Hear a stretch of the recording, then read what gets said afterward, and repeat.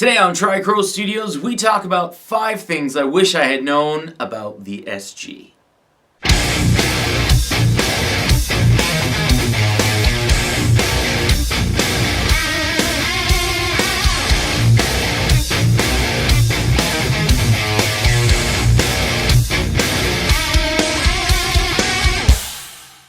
So I do want to start things out by saying this list is not the 5 things that you don't know about SGs. So we're not going to talk about like the whole like Les Paul thing and blah blah blah.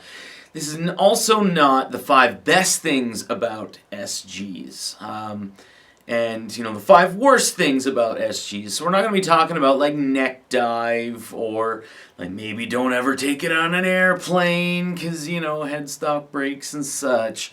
There's definitely way better lists out there, and I really encourage you to take a look at other videos like this. Number 1, neck profiles.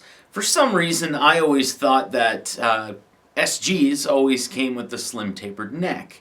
However, that's definitely not the case. I have 6 Gibson SGs, and well, these 2 have the slim taper neck profile. These 2 have the rounded neck profile, so it's a little thicker.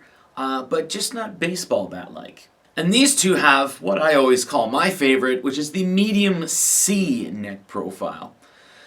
Slim taper is definitely, a lot of people find it very, very comfortable, but again, may be a little risky, or could be considered risky, on an airplane ride. Number 2, push-pulls aren't really a thing with SGs.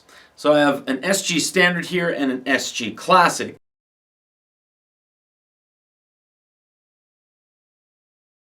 Both of these are considered part of the Gibson Modern series. The Les Paul Classic has 4 push-pulls. The SG Standard has none. You can pull on these all you want. You're not going to get anything.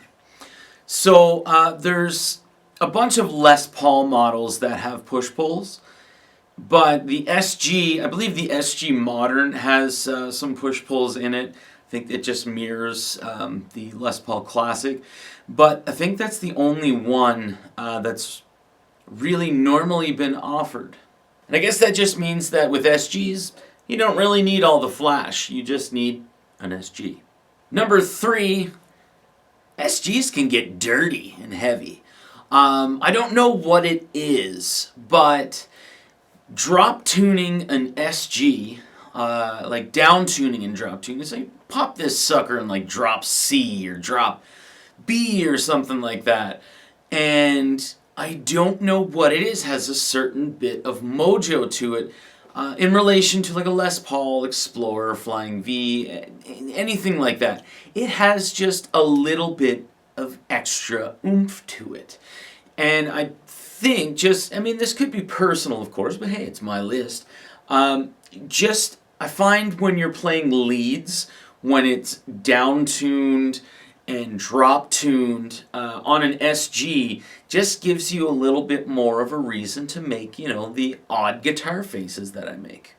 Number 4, Les Paul cases do not work with SGs. Now, this is something that I've heard unfortunately through Long and McQuaid, just when I'm checking out guitars and stuff like that. So here's the scenario. Say someone comes in and there's maybe a used SG that doesn't come with a case, or a new SG that comes with the padded gig bag and it's someone who wants a hard case, or like an Epiphone SG that doesn't have a case and they're looking for a case. So they're saying, you know, I want to buy it, but I want to leave the store with the case. And I've heard a few times, unfortunately, where the salesperson goes, well, it's not a problem. An SG case or a Les Paul case, either or, you can order either an SG case or a Les Paul hard case, and it'll work with your SG. So, this is a Les Paul case. Here is an SG in a Les Paul case. So it might be a little hard with the angle that I'm at right now, but the body does not actually fit in there. Because of the carve for the horns, it actually will hit the side of the case, and the guitar will not fit in the case.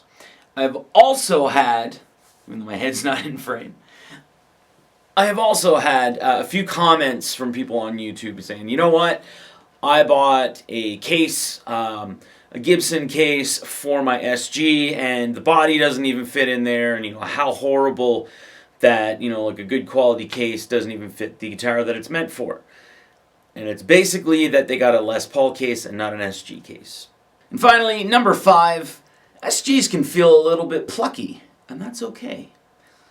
So normally when I describe a guitar as plucky, I'm usually saying that there's not a lot of string tension, and if I'm digging in, usually around like the 7th fret on the G string, it feels plucky. It feels like when I'm striking the string, the pick is going way deep into the guitar, and there's just no tension. You can easily adjust tension by lowering your stop bar, but that's not how this guitar feels plucky. This guitar can feel plucky when you're playing past the 12th fret. So on most other guitars, if there's not a lot of string tension, I describe them as plucky from the 1st fret all the way. On an SG, it can feel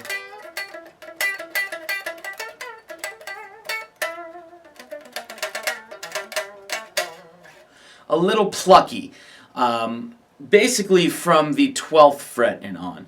Now that's, of course, my kind of an opinion. Whether you find it plucky or not, completely a different story. But that's just the way that I would describe it. And it's definitely not a bad feeling. I find that when you're from the 12th fret and on, maybe sometimes it's a little good to be plucky. But it definitely feels a lot different than playing leads on a Les Paul. Alright, so there you go. There is my goofy little list of 5 things I wish I had known about SGs. There's definitely better lists out there, people. And this one here doesn't have to be specifically for Gibsons, whether it says Gibson on the headstock or something else, like Epiphone, or, the Viper. I hear you, Kevin. He's screaming Viper. He loved his old Viper. But yeah, it can be applicable to any of those. But again, way better lists out there, and it's just my own little list. But I find these are somewhat important things for people to know. So if you're looking to pick up an SG or anything like that, maybe you will take a look a little harder at the SG and find out the proper SG for yourself to buy. Try it out, people. Don't just watch videos. Go into the store, see what speaks to you. Thanks for watching.